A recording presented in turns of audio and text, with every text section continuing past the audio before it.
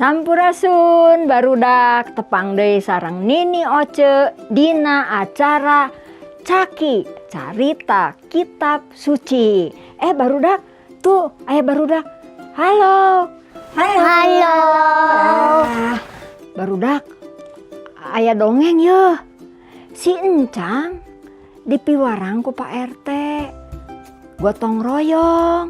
Jadi ngakutan sampah supaya buruan bersih, supaya lemburna bersih.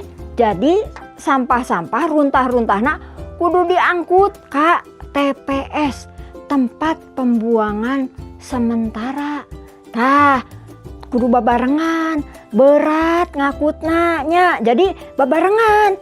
Cobi ayeuna Gepi jeung Kensi bisa ngakut runtah babarengan? Sok ngakut runtah babarengan kumaha? Kuduaan atuh, kuduaan. Canda kaditunya ka TPS. Kaditu tuh palih ditu tuh di TPS tuh. Kapalih ditu. Sok ayeuna mah. Tah, barudak si Encang mah barudak alimeun babarengan kitu. Kalakah sorangan di akutan. Hatuh berat ai sorangan mah nya. Tungtungna si Encang teh gubrag. Gebis si Encang labuh teu kuateun ngakutan runtah sorangan. Tah barudak ulah siga si Encangnya ari ngakutan teh sorangan. Si Encang mah teu nurut kana nasehat Pak RT. Saur dawuhan Gusti oge kieu barudak dina Siloka 15 ayat 32. Ku Nini Oce di aosannya.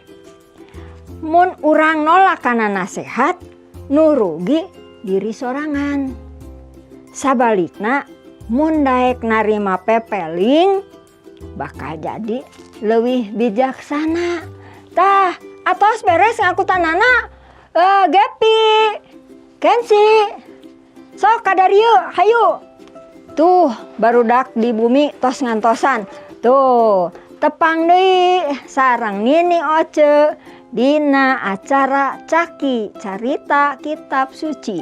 Dadah.